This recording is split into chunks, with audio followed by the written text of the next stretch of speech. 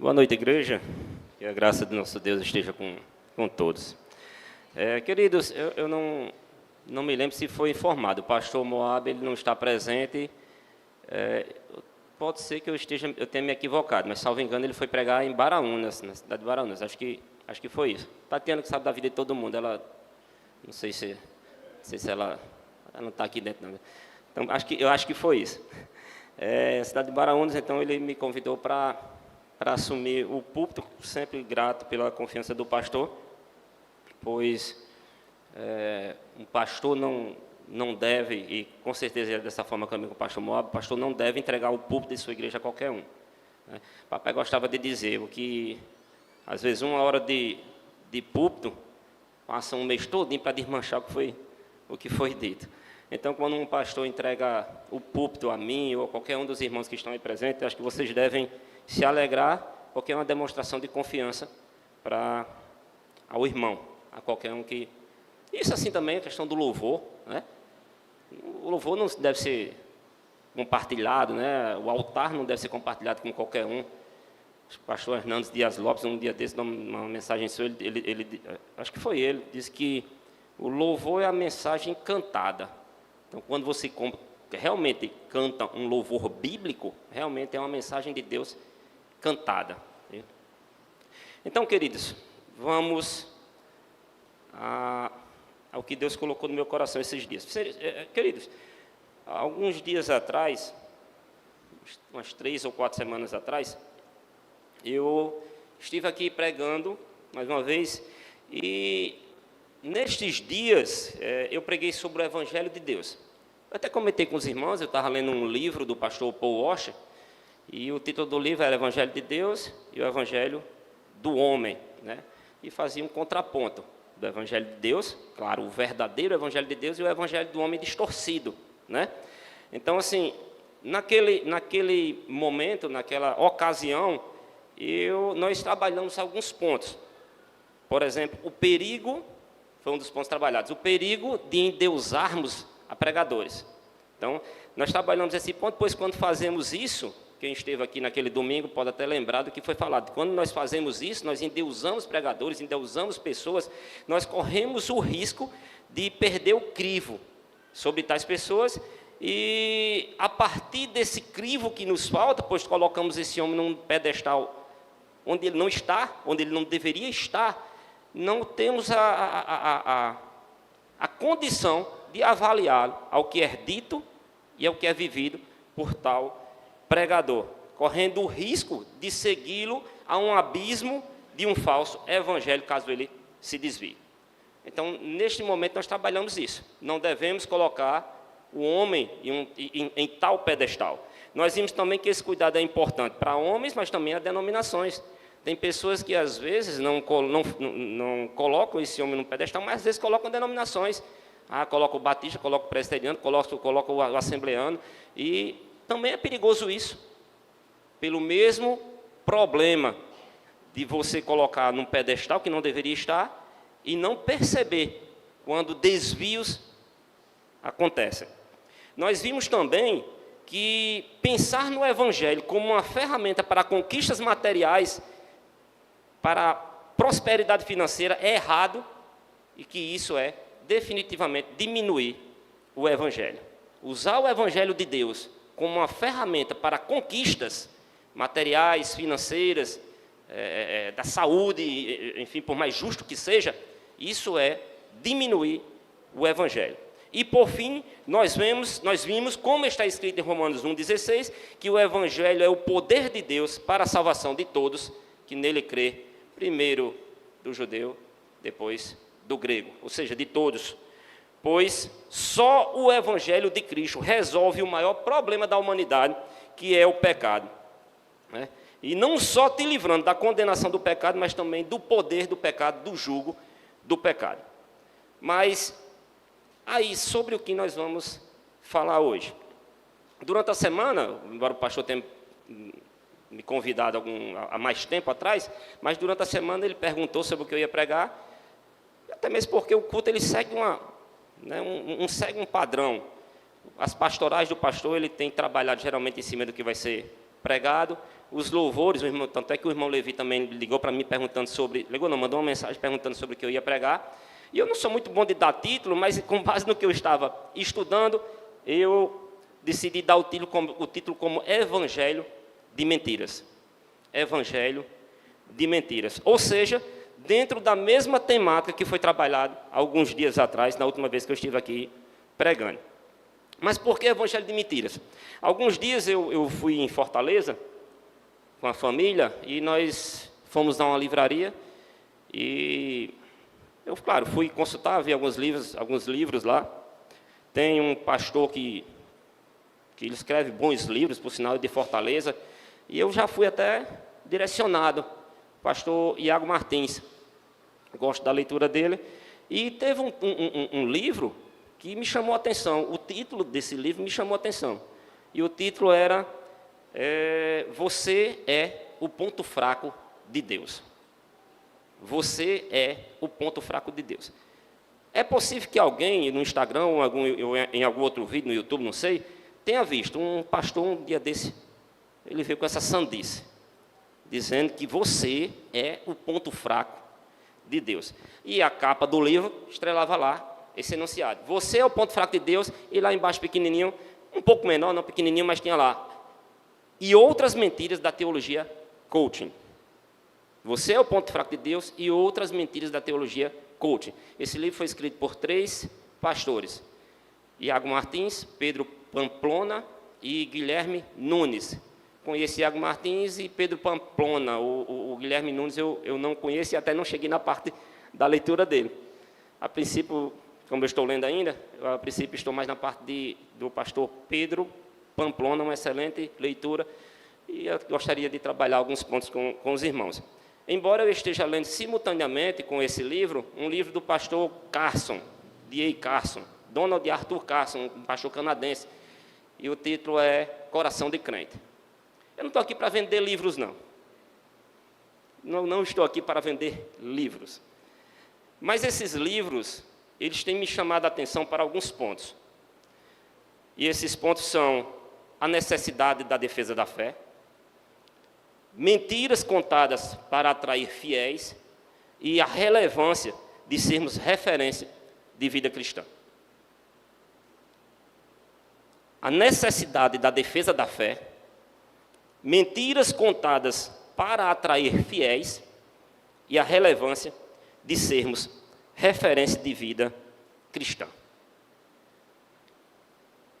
Queridos, eu já falei com o Lucas, que era a versão que ia trabalhar, eu queria que vocês abrissem suas Bíblias, ou melhor, acompanhassem aqui juntamente conosco, Judas, capítulo 1. Embora Judas só tenha um único capítulo. Judas 1, nós vamos ler o verso 3 e o verso 4. Primeiro ponto a ser trabalhado, a necessidade da defesa da fé. A necessidade da defesa da fé. Como está pequenininho. Amados, vocês estão acompanhando aqui, né? Creio que para vocês está um pouco melhor. Amados, enquanto me preparava, isso aqui é Judas escrevendo, não é Judas o traidor, não. Irmão de Tiago. Amados, enquanto me preparava com grande expectativa para vos escrever acerca da salvação que compartilhamos, senti que era necessário, antes de tudo, encorajar-vos a batalhar dedicadamente pela fé confiada dos santos de uma vez por todas. Verso 4. Porquanto certos indivíduos, cuja condenação já está sentenciada há muito tempo, infiltraram-se em nossa congregação com toda a espécie de falsidades. Essas pessoas são ímpias e adulteram a graça do nosso Deus em libertinagem e negam Jesus Cristo, nosso único soberano e Senhor. Amém? Vamos orar mais uma vez. Deus eterno, te peço misericórdia, Senhor Jesus Cristo, esteja agindo em nossas vidas, esteja me direcionando para que aquilo que o Senhor colocou em meu coração, eu possa transmitir de uma forma clara e transparente, que nós possamos sair daqui edificados como eu fui, no estudo da Tua Palavra, meu Deus. Isso que eu te peço, em nome de Jesus. Amém. Então queridos, vejam, que interessante, Judas, no único capítulo, cara, do seu livro, pequeno livro, ele começa, primeiro ele faz uma saudação, versículo 1 e 2, e depois ele começa a dizer que ele estava, e com uma certa expectativa, ansioso para escrever aos irmãos sobre salvação. Mas algo aconteceu e fez com que ele mudasse de ideia. Ele se sentiu obrigado a escrever sobre a necessidade dos irmãos defenderem a fé. E a fé que Judas está falando aqui em defender não é a fé, o ato de crer, mas a fé no sentido do conteúdo de nossa fé. Então, esse conteúdo de nossa fé, ele chama os irmãos a trabalharem, a defenderem esse conteúdo que estava sendo ameaçado. Um dos autores do livro que eu mencionei, Pedro Pamplona, ele diz uma coisa bem interessante. Ele diz que muitas vezes tretas são necessárias. Ele diz esse termo tretas como debates, um pouco de conflito, né? Então, assim, e Judas, esses 3 primeiros versos que a gente leu aqui, ele corrobora para esta afirmação.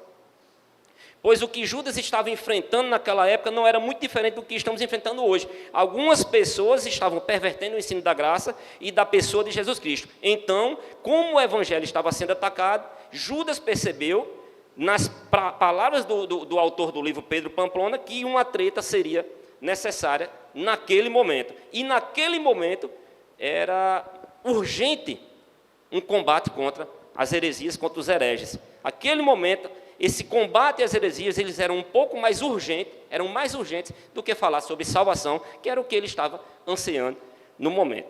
O que não é difícil a gente entender, porque a gente vai pensar, eu queria falar sobre salvação, mas algo urgente aconteceu, e eu preciso falar sobre a defesa da nossa fé. Agora, por quê? A salvação não é o ponto central do evangelho, não? É. Mas imagine que alguém, de repente, abraça esse falso evangelho. Quando ele abraça esse falso evangelho, quando ele compra a ideia desse falso evangelho, ele vai estar mais fechado para o verdadeiro evangelho de Cristo. Então, vamos defender isso, vamos trabalhar contra essas heresias que estão sendo proferidas no meio de vocês. E o verdadeiro evangelho é que tem que prevalecer no meio de vocês. Depois a gente fala um pouquinho sobre salvação, porque essas pessoas estão tentando, foram infiltradas, como até diz no verso 4, se infiltraram para distorcer a graça de Deus. Então, queridos, então o autor, Pedro, ele diz, combater o falso evangelho também faz parte da missão de evangelização, e eu concordo com ele. Defender o evangelho não é o evangelho, mas faz parte da missão de evangelização. O evangelho é Cristo, isso não se altera, mas defender o evangelho, defender a fé, faz parte desse processo de evangelização. Por isso, uma necessidade da defesa da fé. A defesa da fé do evangelho, como eu já falei, não é o evangelho, mas faz parte. Então, esse pequeno livro, o livro de Judas, ele nos faz perceber que em alguns momentos esse embate é necessário, que quando pontos centrais do evangelho de Deus, do verdadeiro evangelho de Cristo, estão sendo pervertidos e falsos evangelhos estão sendo difundidos, não podemos ficar parados, nós temos que agir. Nós temos que agir. Essa sim é uma briga que vale a pena entrar na defesa da fé. E isso independente de quem seja. Quando eu falei, estou mencionando a parte de comprar essa briga.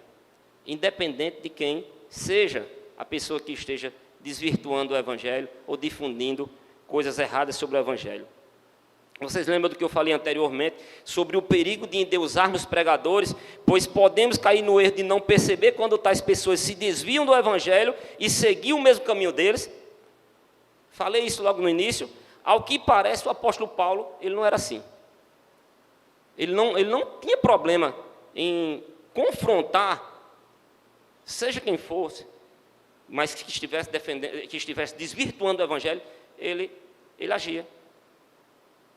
Ele agia. Ao que parece, Paulo não endeusava ninguém, não.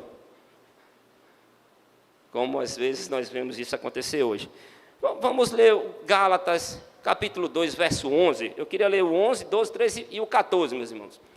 Para a gente entender por que eu estou falando do apóstolo Paulo, sobre essa situação que eu mencionei, que ele não colocava pessoas acima do evangelho. E se a pessoa estivesse desvirtuando o evangelho, ele agia contra essa pessoa em a favor do evangelho. Então vamos lá, no verso 11, o que ele vai dizer? Quando, porém, Pedro chegou a Antioquia, eu o enfrentei face a face por causa da sua atitude reprovável. Isso é Paulo falando de Pedro, não é outro Pedro, não. É o Pedro, aquele que negou também, né? E que a rocha, tu és rocha, Pedro, sobre essa rocha edificarei, né? É sobre esse Pedro. Então Paulo diz, ele tinha uma atitude reprovável, e quando eu tive face a face com ele, eu o confrontei. Aí no verso 12, porque antes, preste atenção o que Pedro estava fazendo. Antes de chegarem alguns da parte de Tiago, ele fazia suas refeições na companhia dos gentios.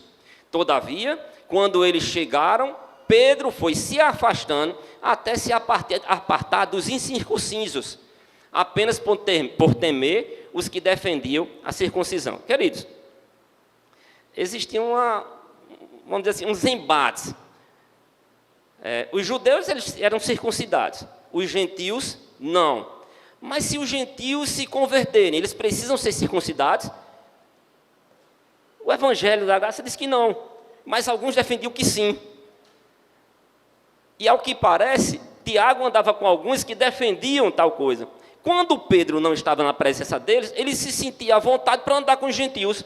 Mas quando essa turma que defendia a circuncisão chegava, Pedro ia se esquivando, se afastando dos gentios, para não criar caso com aqueles que defendiam a circuncisão. E Paulo ficou danado com isso.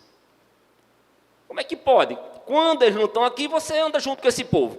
E quando a turma de Tiago chega, você se afasta. Verso 13. E outros judeus, de igual modo, se uniram a ele nessa atitude hipócrita. Paulo não aliviou, não. Outros se juntaram a Pedro nessa atitude hipócrita. De modo que até mesmo Barnabé se deixou influenciar. Verso 14. Contudo, assim percebi que não estavam se portando de acordo com a verdade do Evangelho. Repreendi Pedro diante de todos, olha o que ele diz, se tu, sendo judeu, vives com os gentios, e não conforme a tradição judaica, porque obriga os gentios a viver conforme os judeus. Paulo viu uma atitude reprovável de Pedro, e de outros que o acompanharam nessa atitude. O que ele pensou? Nas palavras do autor do livro, uma treta aqui é necessária.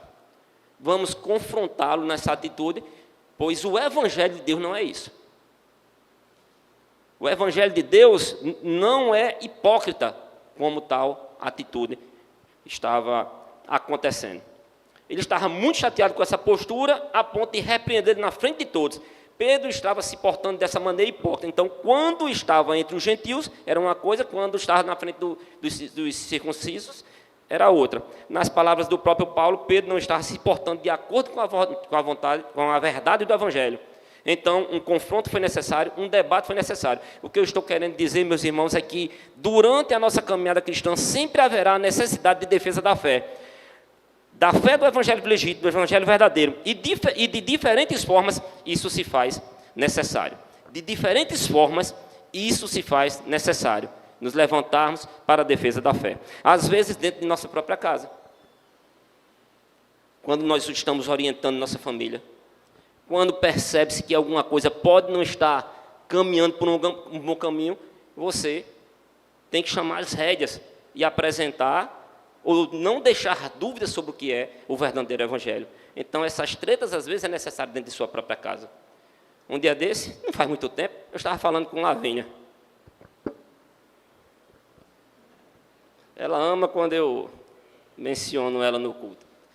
Mas, claro, isso não foi uma treta. Mas eu estava orientando ela sobre, por exemplo, esse momento que teve aí os Mossoró, Sal e Luís. E eu estava deixando claro, no momento, coube o assunto.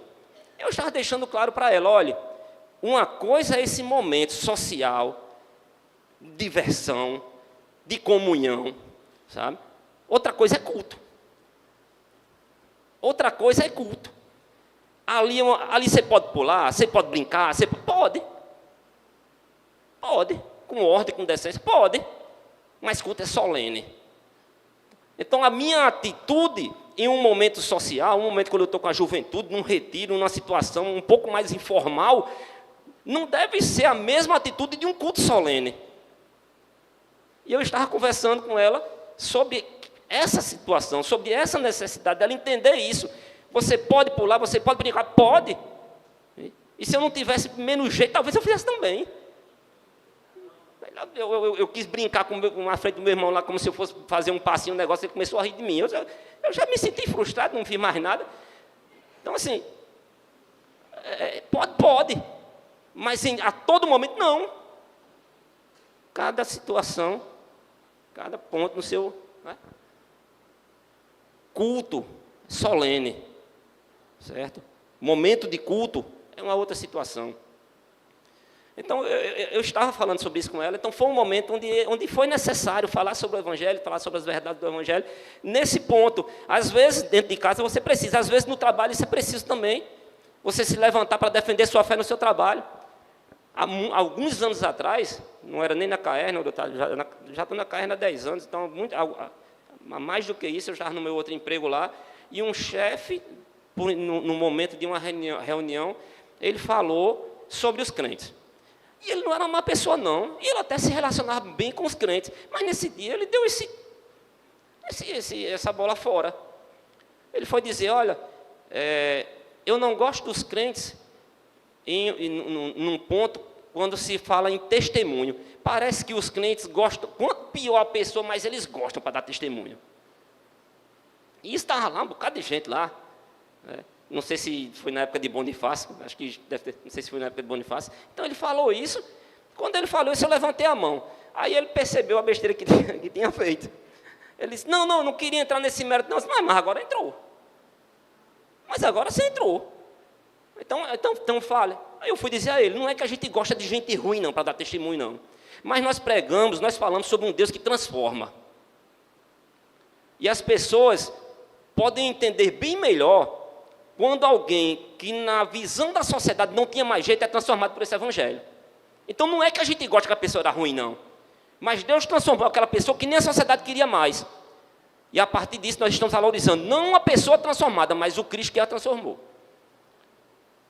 Então, às vezes, isso vai acontecer muitas outras vezes, com vocês e comigo, vocês vão precisar se levantar para defender a sua fé no seu trabalho. Às vezes você vai precisar se levantar para proteger a sua fé na própria igreja, quando algo errado está. E na igreja.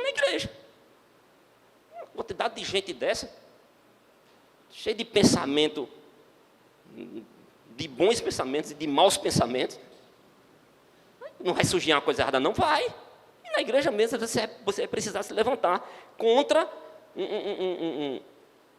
uma situação que pode estar desvirtuando o Evangelho. Você vai se levantar. Eu lembro de uma vez, bem nas antigas aqui, uma pessoa foi convidada para dar uma palavra aos homens. Nesse dia, papai quase desenrascou a cabeça do pescoço.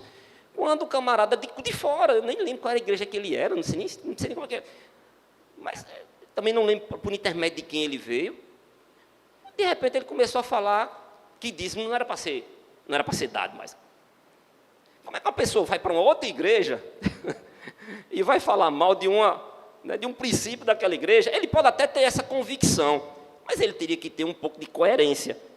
Você vai pregar numa outra igreja, não é bem interessante que você vá a pontos sérios, pontos mais complexos. Ele começou a dizer que papai nesse dia ele não esperou terminar o culto. Ele disse, não é assim não. E na hora precisou confrontá-lo. Então, dentro da igreja, ele precisou confrontar quando uma heresia estava sendo pregada. Quando o Evangelho estava sendo desvirtuado. Então, você vai precisar se levantar dentro da sua igreja muitas vezes, em muitos momentos, vai. E você, quando vê essa treta sendo levantada, não ache ruim não, porque isso é normal. Tretas, às vezes, são necessárias. Eu falo isso porque tem gente que, às vezes, quando vê um probleminha, vê uma situaçãozinha, às vezes já quer logo sair da igreja. Imagine quem estava vendo Pedro e Paulo naquela discussão. Paulo chamando Pedro de hipócrita. Se fosse alguém do dia de hoje, talvez fosse dizer, não vou ficar nesse canto aqui não, só dá confusão. um acusando os outros. Imagina aí. Tretas, muitas vezes, são necessárias. Mas não a briga por briga, o debate pelo debate. Tem gente que gosta disso. Não é isso não, mas quando é realmente necessário. Quando é realmente necessário. Tem momentos em que essa treta será necessária de forma civil. De forma civil. Você é uma pessoa, você tem CPF, você vota. As leis são feitas para você obedecer. Então, de repente, se uma lei está sendo feita e essa lei afeta a fé cristã, você deve se levantar. E uma ferramenta que você pode usar para a defesa da fé é o voto. O voto é uma ferramenta que pode ser utilizada para a defesa da fé. Se você se sente prejudicado por um governo, por uma autoridade, o voto é uma ferramenta dessa. Então, civilmente, você também tem que se levantar em alguns momentos em defesa da fé, em defesa do Evangelho de Cristo. Os irmãos entendem o que eu estou dizendo? Pensem nisso. Pensem nisso. A defesa da fé se faz necessária. E é conosco que essa defesa será feita. Seja na igreja, seja em casa, seja de forma civil, seja no trabalho, seja na escola.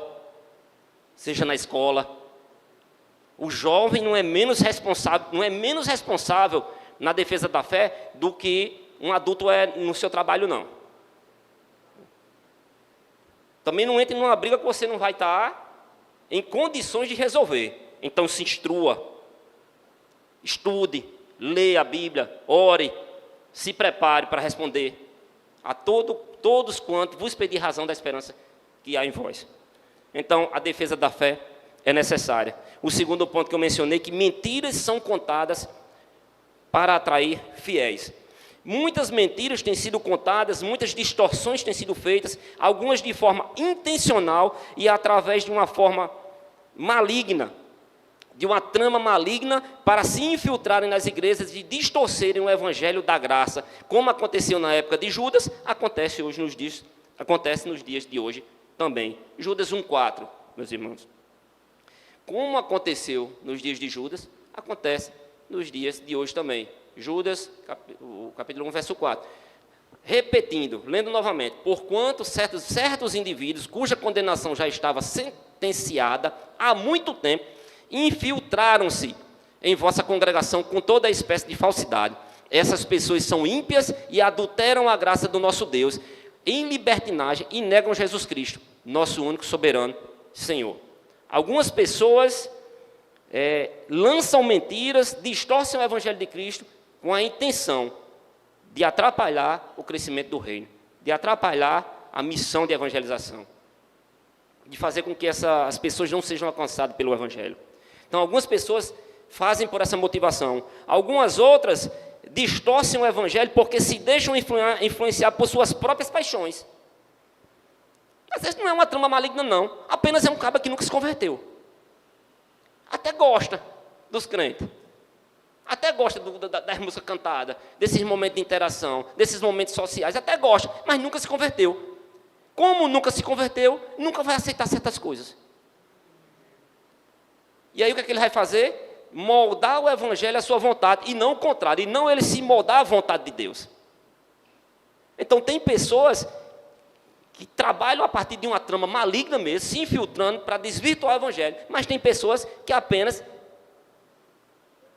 não se converteram, mas também não querem sair do meio, mas também se sentem incomodados pelo evangelho de Cristo. Aí o que é que eu faço? Vou adaptar esse evangelho às minhas vontades. Judas 1, 17 e 19. 17 ao 19. Vós, entretanto, amados, lembrai-vos das palavras anteriormente proferidas pelos apóstolos de nosso Senhor Jesus Cristo. 18. Os quais vos alertavam: nos últimos tempos haverá zombadores que seguirão suas próprias e ímpias vontades. Seguirão suas próprias e ímpias vontades. 19. Estes são os que provocam divisões entre vós, os quais são dominados pelas paixões de suas próprias almas e não têm o Espírito. São dominados por suas próprias vontades. E a partir disso, eu vou tentar moldar esse evangelho às minhas paixões, porque as minhas paixões ninguém toque.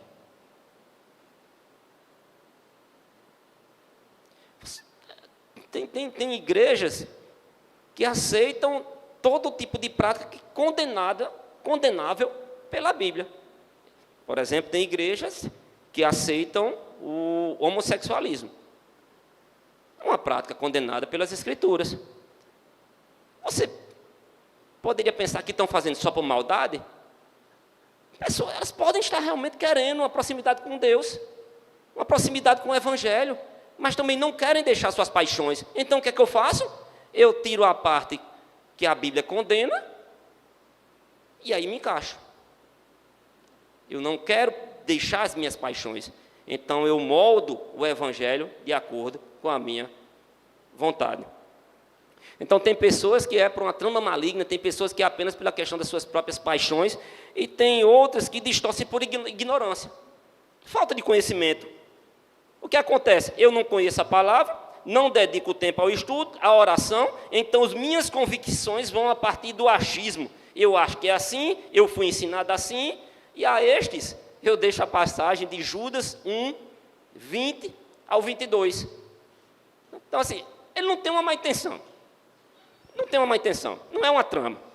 Não é por causa das suas paixões, mas é preguiçoso no estudo da palavra. É acomodado no estudo da palavra. Pegueis por não conhecer.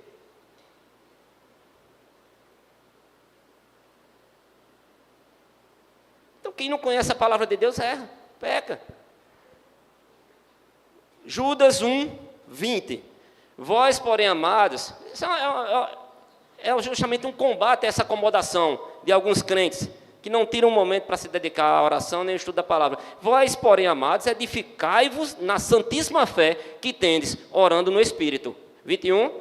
Conservai-vos no amor de Deus, aguardando confiantemente a misericórdia de nosso Senhor Jesus Cristo para a vida eterna. E o 22.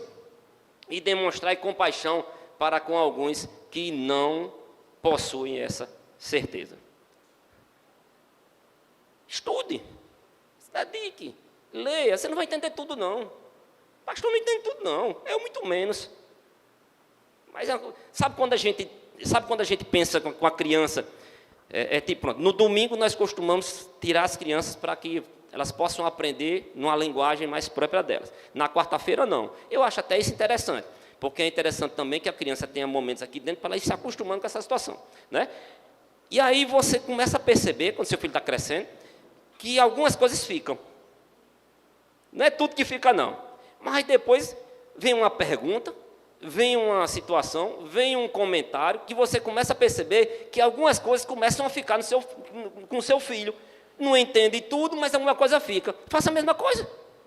Ixi, gente, eu leio a Bíblia, não entendo tudo, não, e nunca vai entender. Mas leia que alguma coisa vai ficar. Ore, peça discernimento. E Deus vai dar esse entendimento até onde Ele quiser. O que não dá é ficar acomodado, né, vivendo de achismo ou de tradições. Não, me disseram que é assim, eu fui ensinado assim. Certo, você foi ensinado assim, mas isso está certo? Um dia desse eu comentei aqui na igreja de um pastor, já comentei até no púlpito mesmo, um pastor que dizia que quando terminava a ceia, o pão que sobrava tinha que ser queimado. Eu fui ensinado assim. Onde é que você viu isso? Tradição. Tradição. Só que quando você vai para as Escrituras, você vê que aquilo é um símbolo. Não há uma transubstanciação. O pão não vira o corpo de Cristo. O vinho não vira o sangue de Cristo. É só um símbolo. E com base numa tradição que diz que o pão vira o corpo de Cristo, quando termina a ceia, ele diz que não pode ser feito qualquer coisa, tem que ser enterrado, tem que ser queimado, porque é o corpo de Cristo. Não é. É um símbolo. E você lendo a palavra, você vê isso. Mas quando você não lê, você vai a partir dos achismos e das tradições que foram passadas, às vezes de pai para filho, ou você escutou numa esquina qualquer. E assim, não dá. Queridos, então muitas mentiras e distorções têm sido proferidas a partir de motivações como estas que mencionei. E quanto mais confortáveis são essas mentiras, mais elas mobilizam pessoas. Quanto mais confortáveis. Venha que aqui o dízimo é 5%. Aí arruma de gente. Venha que aqui não tem dízimo. Aí é que vai. Quanto mais confortável a mentira, mais mobilizam pessoas. A teologia da prosperidade é uma dessas mentiras, onde eu abordei bastante na última vez que preguei. Então, mas há uma outra mentira que tem ganhado força, alguns chamam de teologia coaching, por sinal até mencionado no título do livro que eu falei, onde o autor do livro ele menciona que tem sido tipo uma substituta da teologia da prosperidade. Essa teologia coaching tem sido para ele uma substituta da teologia da prosperidade. Agora, o que seria tipo essa teologia coaching? Eu acho que foi um termo criado por ele mesmo. Sabe aqueles pregadores que você não sabe se é um pregador da palavra ou se é um palestrante motivacional? É isso aí. Se botar uma venda nos seus olhos, na sua casa, te levar para um salão, soltar você no meio de um salão, no meio da pregação, e não tiver um nome que é uma igreja, e você começar a escutar a mensagem ali, você vai ficar confuso. Isso é um culto? Ou é uma palestra de uma empresa? Aquelas palestras motivacionais. Você é isso, você é aquilo, você é o ponto fraco de Deus. Aí saem essas falácias, saem essas afirmações aí que massageiam o ego das pessoas. Então, enquanto a teologia da prosperidade... Então, veja até uma diferençazinha, a teologia da prosperidade para essa teologia coaching. Enquanto que a teologia da prosperidade, ela tem como meta principal riqueza e saúde física, a teologia coaching tem como meta principal riqueza e saúde emocional. Aqui não existe depressão, sabe? Pensamento positivo. Assim, enquanto que a teologia da prosperidade utiliza de meios como fé, dízimo e oferta para as suas conquistas, a teologia coaching ela utiliza fé, pensamentos positivos e emoções equilibradas. A verdade é que ambas mentem, não apresentando às pessoas o verdadeiro Deus das Escrituras. Quando não apresentam um Deus que faz joguinhos com você, me dê isso que eu dou aquilo, faça isso para mim que eu faço aquilo, apresentam um Deus fraco e carente de atenção humana. Você pode ver muitos desses novos pastores aí que pregam para agradar as pessoas, o Deus que eles passam, a impressão que eles passam é de um Deus fraco e carente. Um Deus fraco e carente. E é por essas e outras que frases como essas saem. Você é o ponto fraco de Deus. Tem uma outra que eu gosto muito, uma outra frase, eu anotei aqui. Está aqui, ó, essa aqui, ó. Essa aqui é ótima. No Novo Testamento, Jesus é o centro. Jesus é o centro da Bíblia, Jesus é o centro do Evangelho, mas de Jesus você é o centro. Do coração de Jesus você é o centro. Pelo amor de Deus. E faça um favor. Você é o centro de nada. Eu sou o centro de quê? Pelo amor de Deus, como é que um público ouve algo desse tipo e aplaude? Vibra. Na manifestação clara de um Deus fraco e carente de atenção humana. São pessoas que são colocadas nos púlpitos e você não consegue perceber a diferença de um pregador para um palestrante motivacional. Queridos, muito cuidado com esse tipo de coisa, em uma época em que as pessoas gostam de compartilhar mensagens motivacionais, cuidado com esse terreno onde vocês estão pisando. Onde esses pregadores vêm com suas palavras antropocêntricas, massageando o ego das pessoas. Eu quero finalizar esse segundo ponto com a palavra do pastor, do autor do livro. Quando ele diz o seguinte, eu escrevi aqui para não errar. Ele escreveu no seu livro, eu tirei esse recortezinho, ele diz o seguinte, lembre-se que os seus amores dizem quem você é de verdade. Os seus amores dizem quem você é de verdade. O que essa teologia coach tem ensinado você a amar? Você mesmo ou uma versão carente e limitada de Deus? O que essa teologia que tem sido pregada que mostra um Deus fraco, ela tem ensinado você a amar? A você mesmo? Onde você é o centro de Jesus? Ou tem ensinado você a amar esse Deus fraco que eles apresentam? Eu acho muito pertinente esse questionamento que ele fez, então eu afirmo aos irmãos, eu prefiro ficar com o verdadeiro Deus apresentado nas Escrituras Sagradas. Um Deus amoroso, sim. Um Deus rico em misericórdia, sim. mas também um juiz justo e soberano sobre todas as coisas. Esse é o Deus que eu prefiro. Esse é o Deus que eu sirvo, esse é o Deus que a Igreja Batista Betel serve. Então, há necessidade de defesa da fé, em muitos momentos. Para defender de quê? Para defender de mentiras e distorções do Evangelho. E o terceiro ponto, para mim, é uma das formas de você defender esse Evangelho, que é você ser uma referência de vida cristã. Por que eu estou mencionando isso? Porque como é que você defende algo que você não vive? Não é, no mínimo, incoerente? Não, você defende o Evangelho, mas não consegue viver de acordo com o Evangelho. Então, é importante que vivamos de acordo com o Evangelho, e se vivemos de acordo com o Evangelho, seremos referência para todos que nos observam dentro e fora da igreja. 1 Coríntios 11:1, ele diz: sede meus imitadores, como eu sou de Cristo. É o apóstolo Paulo falando. Segure essa passagem aí. Sede meus imitadores, como eu sou de Cristo. Eu mencionei que eu também estou lendo um segundo livro. Estou lendo simultaneamente. Estou lendo esse Você é o Ponto Fraco de Deus, e estou lendo Coração de Crente, do pastor Carson, um canadense. Esse livro tem um ponto dele que me chamou bem a atenção. Exatamente diante dessa afirmação de Paulo, que pode parecer arrogante: seja meus imitadores, como eu sou de Cristo. E ele conta uma história que se passou com ele na faculdade. Ele, muito jovem, você sabe que as faculdades americanas, geralmente a pessoa vai e mora na faculdade, né? Mora na universidade. E nesse momento, ele e um outro amigo dele, também convertido, fizeram o quê? Vamos fazer um grupo de estudo. E esse grupo de estudo começou pequenininho, logo ele disse que viu que estava com umas 16, 18 pessoas, mais ou menos isso aí, e só eles dois de convertido.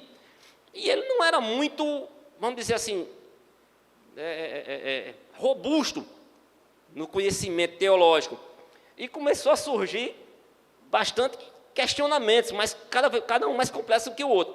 Mas ele disse, mas tinha um cara lá, que era convertido também, e ele tinha muita base, chamado Dave, que quando vinha uma coisa um pouco mais complicada, a gente levava para esse Dave. E esse Dave só tinha um problema, ele era muito bruto.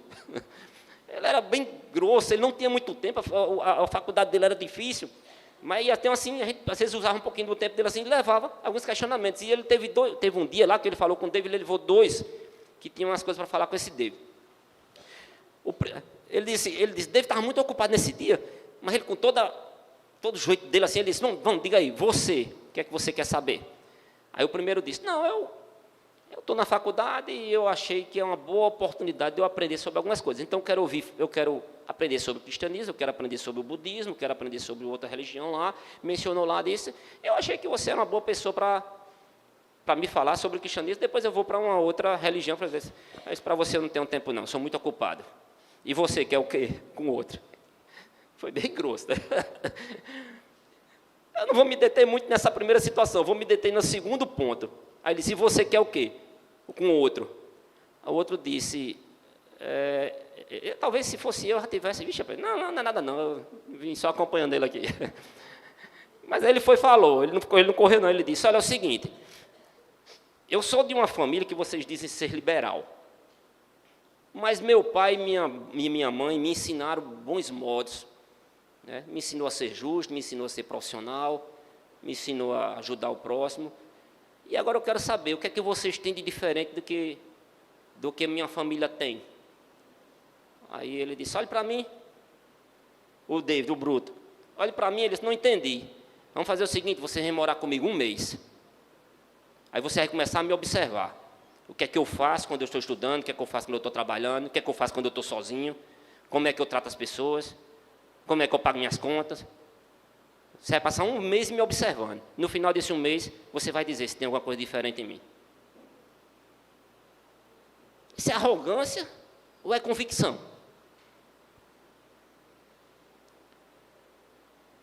O Carson era jovem. Ele disse, meu Deus. O cara negou. Ele disse, não dá certo não.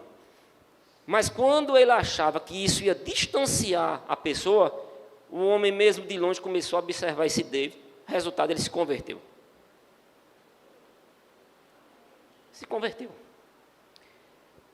Então, agora por quê? Porque as pessoas não aprendem apenas com palavras, elas também aprendem com a observação de referências. Elas aprendem com a observação de referências, de exemplos, de vida. Quem aqui já viajou para fora do Nordeste e lá foi questionado por alguém? Vocês são de onde? São do Nordeste? Isso aconteceu comigo. Eu tenho a oportunidade para dizer que eu levei samba para Gramado. Levei samba, levei a Dileuza, está aí. Ó. Não levei não, ela foi só, mas... mas eu achei que seria legal dizer que eu levei. A gente estava numa cidadezinha lá do sul, e teve uma situação que a gente estava lá, não era nem Gramado, era em Canela, que é vizinho, e aí nós fomos, e a gente só rodava de Uber. Só que nesse canto a gente foi, chegou com o Uber lá, rodou tudo, quando terminou a gente não tinha internet para chamar o Uber. E agora, como é que faz? Aí eu comecei a conversar, comecei a ver que chegavam Ubers, aí eu disse, não, eu vou pegar um Uber desse que chega, e eu não consigo chamar pelo aplicativo, mas eu já... Ou então, se chegar um táxi aqui, eu pego, e um camarada observando assim, o cara chegou assim, vocês são do Ceará? Mas eu quase.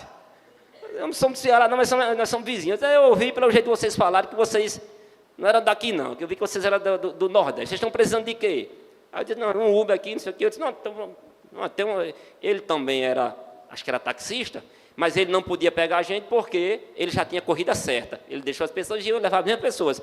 Aí disse, mas quando chegar algum conhecido aqui, a gente fala para levar vocês. Por quê? Por que eu tenho esse sotaque? Porque eu digo massa quando eu acho uma coisa legal. Isso é massa. Porque eu digo vixe quando eu fico impressionado com uma coisa. Porque Reginaldo tem esse jeito de falar lá de São Paulo. Isso é por referência. Isso é por observação. É porque as pessoas tendem a imitar quem está próxima de você. No jeito de falar, no jeito de agir, seja para o bem, seja para o mal. Se eu ando com pessoas com um linguajar torpe, vulgar, a tendência é que eu vá seguir esse mesmo padrão. Porque os pais costumam se preocupar com as amizades de seus filhos, porque eles sabem que crianças, adolescentes, imitam quem está próximo. E tem um tempo que depois não quer mais imitar os pais, não, quer imitar os amigos. Sei que danado é isso. Sei que danado é isso. Então, as pessoas tendem a imitar quem está próximo. Então, seja essa referência. É o terceiro ponto que eu mencionei. A importância de sermos referência de vida cristã. Seja exemplo de vida cristã para o seu filho, para a sua família. Seja exemplo para o seu colega na escola. Seja um exemplo para o seu amigo no trabalho. Um dia desse eu fiquei bem feliz. Porque assim isso acontece de vez em quando. Não é todo mundo que me respeita tanto não, mas tem uns camaradas lá no trabalho que quando eles dizem palavrão na minha frente, eles pedem desculpa. Eu acho isso legal, sabe? Eu acho isso legal. Porque por eles não verem que eu não tenho essa prática, então eles acham que eu não gosto. Como eu não gosto mesmo. Mas não é tudinho que sai pedindo desculpa quando diz palavrão na minha frente, não.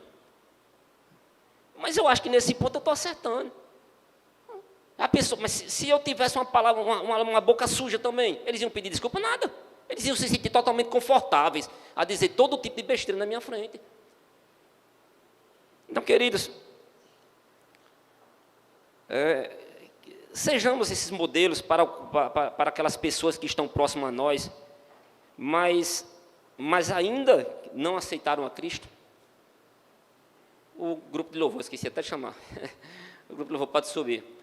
Então, sejamos esses exemplos a serem seguidos.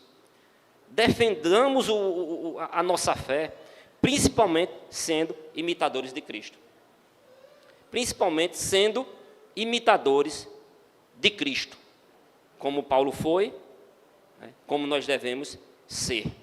A gente costuma, às vezes, quando estamos em algum lugar, e quando alguém decepcionado com a igreja diz, não, eu fui lá, mas uma pessoa fez umas besteiras lá, não sei o quê, a gente costuma dizer, não mire nele, não mire em Cristo. Está errado, está não. Mas Paulo disse,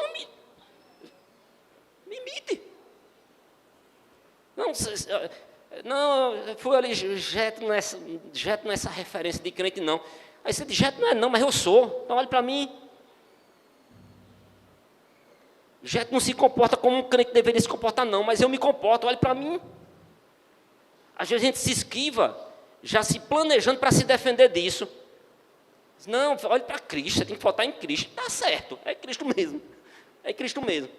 Mas, às vezes, isso é falta de convicção, muitas vezes. Não assumir a responsabilidade. Eu sou cristão. Eu sou cristão. Eu professo o nome de Cristo. E, a partir disso, eu tenho um estilo de vida a seguir.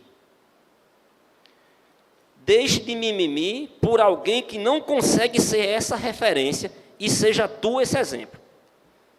Se o irmão não é, você seja. Se o irmão não é, você seja essa referência. Que o Senhor Deus esteja guardando essa palavra nos nossos corações.